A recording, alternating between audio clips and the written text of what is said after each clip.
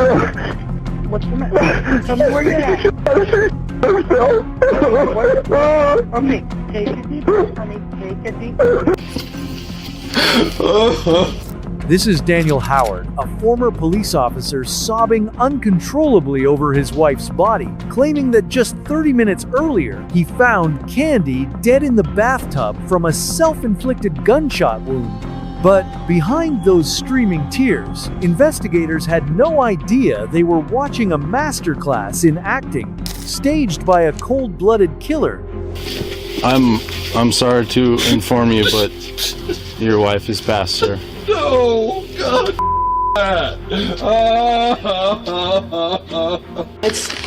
Yeah, he's upset, but it's not real waterworks or anything. He's freaking out and like gagging, but... Why does she think you killed her mom? I don't know. And what in the world is she gonna say to us? Stan, she think you killed your wife? On the night of the 2nd of February 2021, the Kootenai County Sheriff's Office received a frantic 911 call from Daniel Howard. 911. What's the matter? Tell me where you're at. Okay, take a deep breath, honey. Take a deep breath. Come on. I need your help here. Okay? Are you off of, Okay. Hold on for me. His heavy breathing and panicked sobs sent first responders rushing to the scene, completely unaware that every single detail of that call had been cold-bloodedly rehearsed. Sir? Come on out! Come on out, sir. Over here, come on. Right here. On one. Stay out here, okay? Sir, where is she? Sir, upstairs in the bathroom. Upstairs? She's upstairs in the bathroom? Okay, upstairs in the bathroom. When police cleared the house, they found Candy Dan's wife dead in the bathtub from a fatal gunshot wound through her mouth. The pistol submerged beneath the water. At first glance, everything pointed to a tragic suicide. Exactly the narrative the grieving husband was putting on downstairs.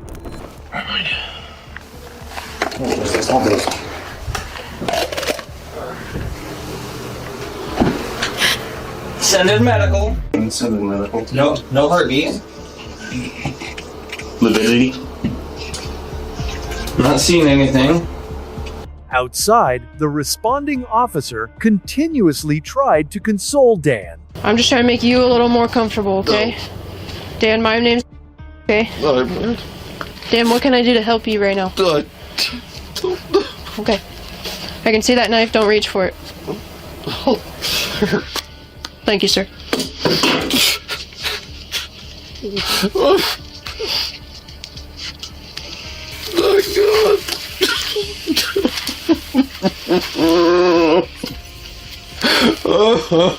Sir, do you have anything else in your pockets? No. Okay. I know you're retired, right? No, I'm not retired. Okay. While waiting for the forensics team, Dan's background began to surface. He was no ordinary citizen, but a former Idaho State Trooper forced to resign in 2014. Even more alarming, Dan had already served 120 days in jail for a disturbing pattern of behavior: stalking, vandalizing property, and shooting at the home of his wife's lover.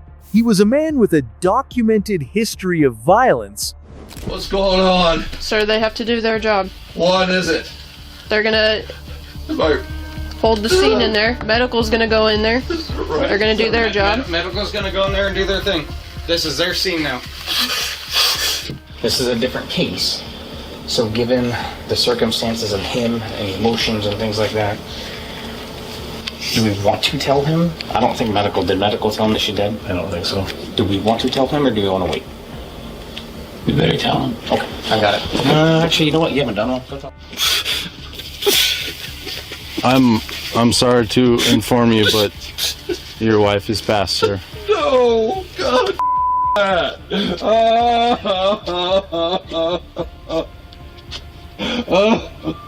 When is the last time that you saw your wife alive? I know this is tough. I don't know. How long ago? Can you recall?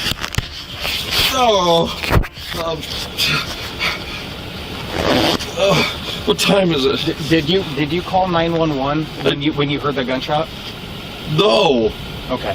I didn't. Oh no. I didn't. Well, help us out with the time frame, all right? I didn't think it was a gunshot. I was downstairs, TV going. It sounded like something hit the floor or something. I don't know. Upon hearing the official confirmation of his wife's death, Dan broke down yet again. He claimed he heard a loud thud around 9:30 p.m., but dismissed it as falling furniture, calmly staying downstairs to watch TV and drink beer. It wasn't until over an hour later that he finally went up to check, would anyone really hear a gunshot inside their own home? Real waterworks or anything. He's freaking out and like gagging, but This one's interesting because as I can't peg him as a suspect or anything, but you know, funny how the gun's in the bathtub. Can we get fingerprints? But the detective's trained eyes caught the anomalies almost instantly. Dan was wailing loudly, yet his eyes were bone dry. Hold on. It's a pack bag. Yeah. Take a photo of it. And get up close to it.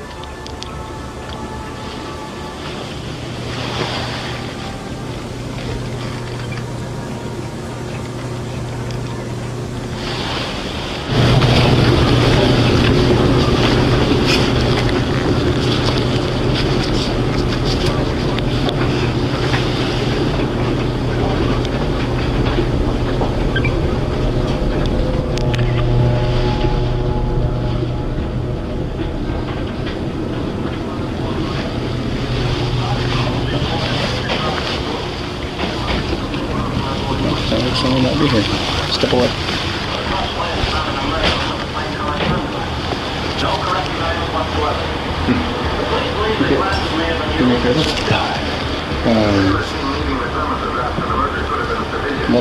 None of this stuff is really all that important. This is how they're going to split everything 50-50. Take a photo of that.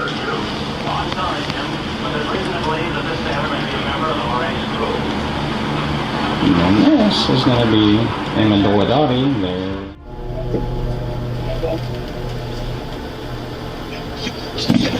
Well, and the bubbles are still. So it's kind of looks like it's fairly fresh. Investigators found Daniel's filled-out divorce papers and Candy's packed suitcase. The washer was running a load of bloody towels. Started just minutes before his 911 call. Upstairs, Candy's hair was neatly tied back, and the bathtub was filled with fresh, popping suds, which would have dissolved long ago if she had been there for 2 hours. Individually, these clues were odd. Together, they spelled out a calculated murder. Pictures. Yeah, because the bubbles are they're popping right now. The truth began to unravel when police looked back at the records from just 4 days prior. Candy had made a frantic call to a friend, desperate for a divorce. When officers conducted a welfare check that day, they found her trembling with fear. She was actively trying to escape her controlling husband, but she simply ran out of time. Cindy Howard. Okay. She called in a panic, and I know her husband just got home from Alaska, and they're getting a divorce, and it didn't sound very good out there. Okay, hold on just 1 second, okay?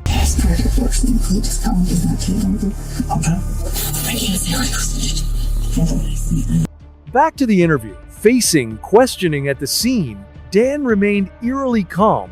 repeatedly bringing up the 5,050 property split. He tried to frame Candy's death as a suicide triggered by the divorce, confident that his law enforcement background had helped him cover his tracks. Was she moving out then? No. She wasn't. I thought the guys came out here and she was packing her stuff to leave or something. She just wanted to get away overnight. We had a problem with, we're of course discussing a divorce, and she got upset. She wanted to go, and she's acting really weird. Of course, who doesn't in that situation, I guess. Anyway, she wanted to stand by or something, I don't know. Either she called her parents or something like that, and they called the sheriff to stand by so she could pack a bag. Anyway. Did she leave that night? Yeah. Where'd she go? She went down there, had listed out her stuff, and you know, we're split 50-50, and we're trying not to. She didn't want. She just wanted us to go through one lawyer and, you know, make it very long and fast. I said, okay. And I said, I already filled these out. And she goes, you filled them out? Like she didn't want me to fill them out, but she gave them to me. Then she wanted to split this house, and I said, okay, we're going to split that house too. Oh, she went off her. She got pissed off. You guys own the house? No, she's buying it. I guess What was the plan there? she's going to move down there eventually. Once this was done. So she wanted to sell this place too? Well, we're going to liquidate everything. And then she didn't like that idea because I guess everything's joint property. She went upstairs and she always takes a bath before bed. I heard something hit the floor, I guess. Didn't sound like a shot. I didn't think it was a shot. And was down there watching TV, drank a beer, looked at my list, trying to think, you know,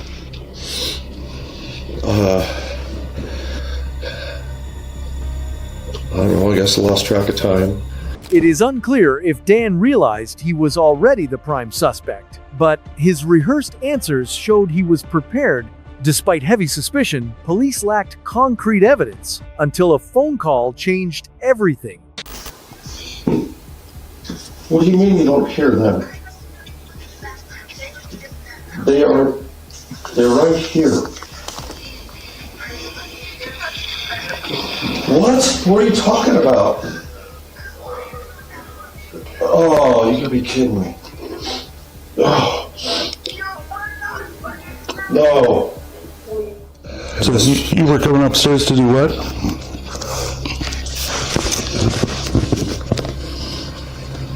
Check on her. I hadn't heard anything. When Dan called Candy's daughter to break the news, she immediately screamed, "You killed my mother, didn't you?" We're liquidating the houses, both of them. And,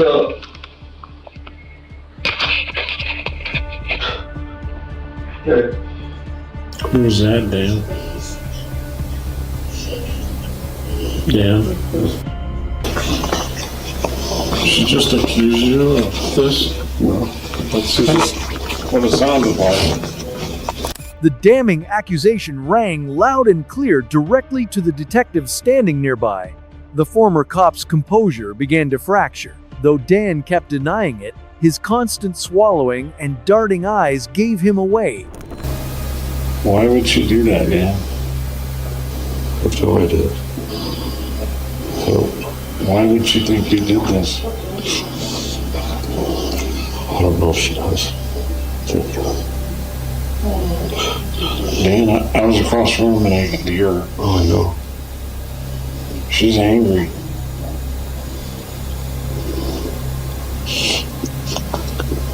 Yep. She's angry. Why would you think he did this? What in the world would give her that impression? There's no way in the world she believed your mom would want to believe their moms would do that. Well, they also don't even believe that their dad would do it. Yeah, right. So why would she? I haven't heard somebody that angry in a long time. She's emotional. I'll be honest with you, I was not expecting anything like that. Me neither.